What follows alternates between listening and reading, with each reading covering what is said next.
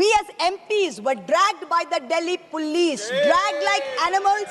We were thrown vans and we were taken to a godforsaken thana on the outskirts of Delhi. This is what we got. Sir, please let me finish.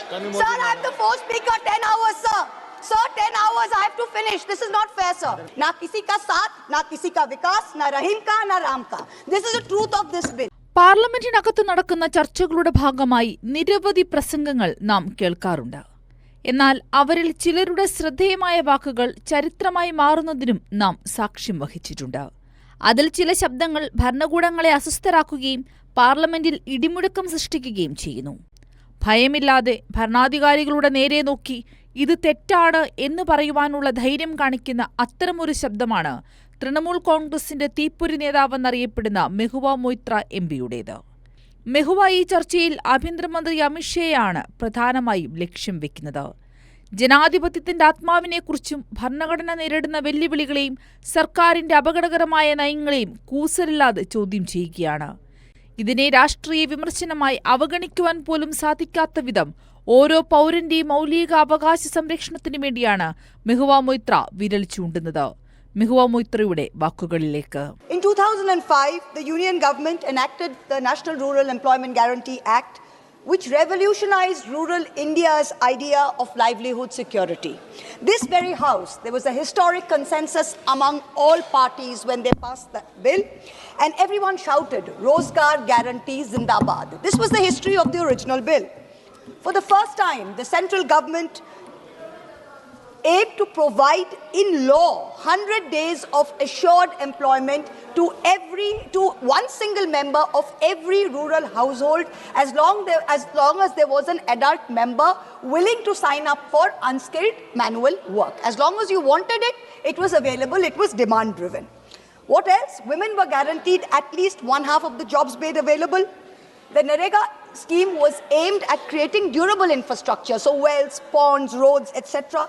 Employment to be provided within 5 kilometers of an applicant's residence. So this was to prevent large-scale rural to urban migration.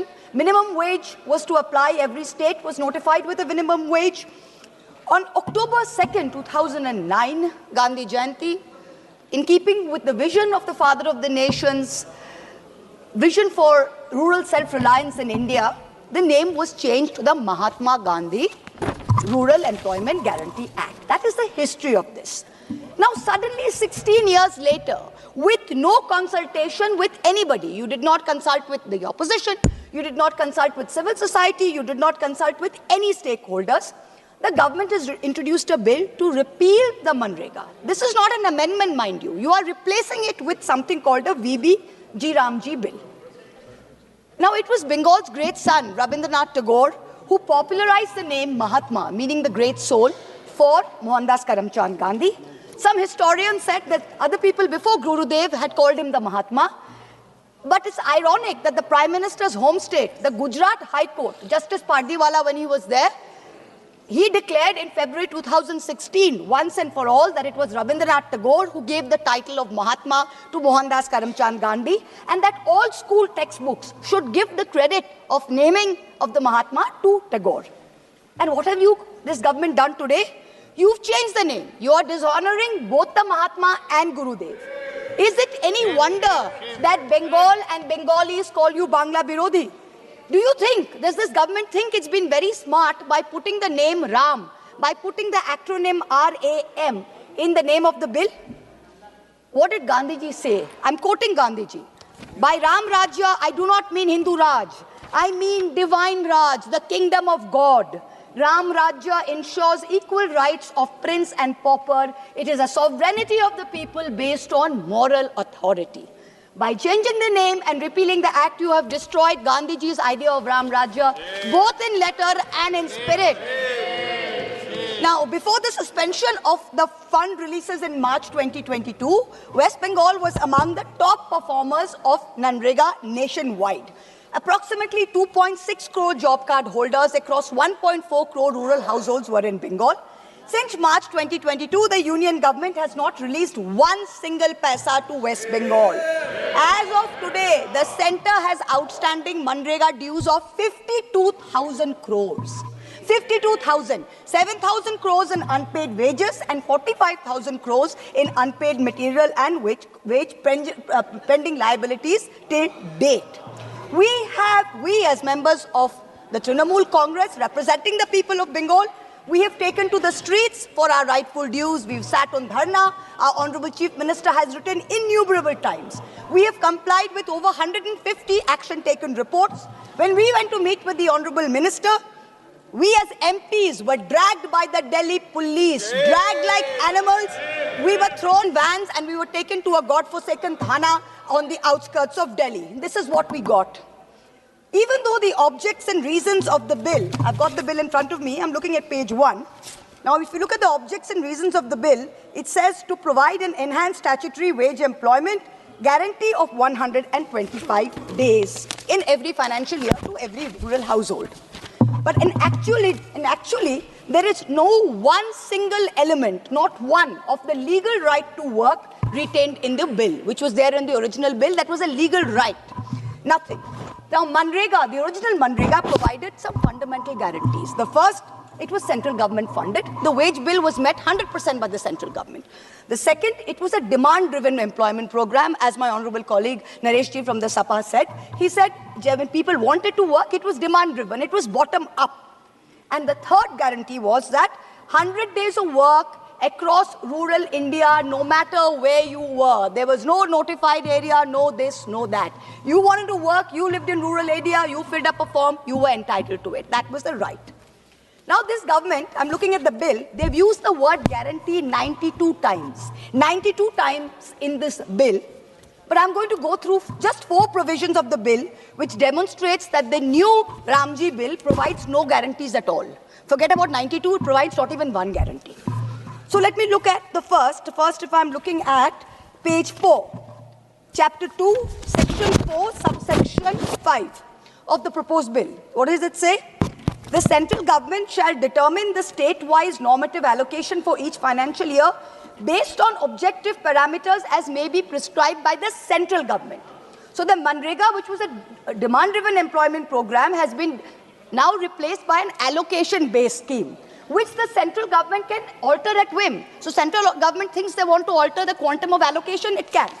So this takes us back. This is retrograde. It takes us back to the pre-Manrega days when we had the Jawahar Rozgar Yojana, when we had employment assurance schemes, which basically used to give the people of India only about 10 days of employment. That's what you're taking us back to. The second provision, which is deadly, which I'm looking at the bill, again, page 4, chapter 2, subsection 5, section 5, subsection 1 of the bill. It completely destroys the idea of a universal legal entitlement across rural India. What does it say? Save as otherwise provided, the state government shall in such rural areas as may be notified by the central government. So the center is saying that the scheme will run only in those areas which has been notified by the central government. So the state government has to provide for the 125 days of work, but the center is going to prescribe the norms. Brilliant. Wow, this is great. Now, this 125 days that they're saying, this is all eyewash. In the last 5 years, what has been the reality? Due to squeezed allocations, Manrega has not been able to meet demand for work. It has not been able to.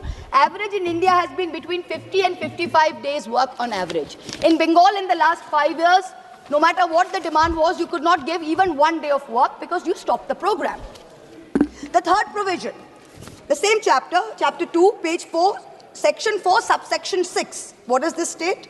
Any expenditure incurred by a state in excess of its normative allocation shall be borne by the state government. So suppose any state government has more demand, its people want more work, and it gives it more work, the state government is on the hook for the bill.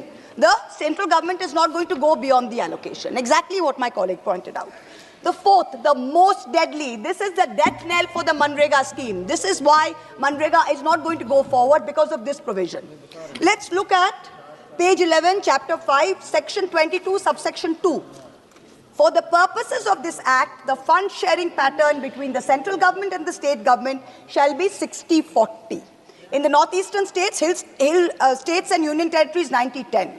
Now, under section 22 of the old Manrega, 100% of the wages was central government, and in terms of materials and admin, 75 was central government, 25 was state government. Now, let me give a very small example so you understand what this means. Let me illustrate the funding comparison.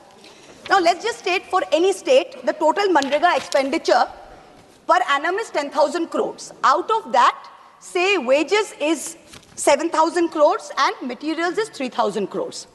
State government in the old situation, central government is picking up 100% of the 7,000 crores, and of the materials 3,000 crores, central government is picking up 75%, that's 2,250 crores. State government is picking up 750 crores. So what is the situation? Central government's total bill is 9,250 crores. State government pays 750 crores. It's the old Manrega.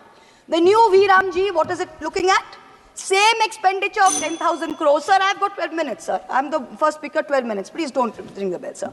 Okay, now under the new situation, what is happening? It's same expenditure of 10,000 crores. In the same expenditure, it is 60-40 of the total. Center spending 6,000, state has to spend 4,000. Old situation, state for the same expenditure was only liable for 750 crores. Now the state is liable for 4,000 crores. So the state share has gone up by 3,250 crores, which is 430% more. Now for the same level, the state has to give additional 3,250 crores. Now, for the states, what does this mean? This is a loss of wage protection because you're on the hook for the wage bill. There's a budget cap risk where if there's expenditure beyond the allocation, the states have to borne it. But the unemployment allowance, that if you don't give work, the unemployment allowance in the old section was under the... Please let me finish, sir. Sir, please let me finish. Sir, I'm the fourth speaker, 10 hours, sir. Sir, 10 hours, I have to finish. This is not fair, sir. 10 hours, there are 3 speakers, I've got 12 minutes, sir. Please don't do this. Please, sir, please let me finish, sir. I've got 2 minutes more, please let me finish. The unemployment allowance will continue. Now, in this, there's a structural shift where you're moving to a fiscally devolved model. Let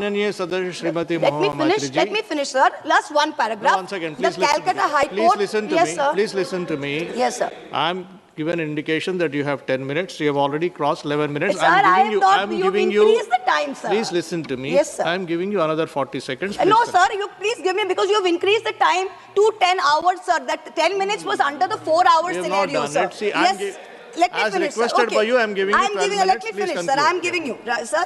Manrega was a people's law. The popular slogan was, Har Hath Ko Kaam Do, Kaam Ka Pura Daam Do. What's happening today? The Calcutta High Court has directed the union government to resume Manrega in West Bengal as of 1st August. Not only did you not do it, you went to Supreme Court. Supreme Court dismissed your petition, said Calcutta High Court's order stands. Even till today, the legal position is clear. You have not increased it. When I will request the Honorable Minister who is present here, when you reply, sir, please give us a very clear indication to the state of West Bengal, to all of us sitting here. How do you propose to clear the rightful dues of 7,000 crores of unpaid wages and 45,000 crores of our projected liabilities? This is our legal entitlement. We are not begging for it. You are in contempt of both the courts of law and the courts of the people. Na kisi ka saath, na kisi ka vikas, na Rahim ka, na Ram ka. This is the truth of this bill. Jai Hind. Thank you, sir. Thank you.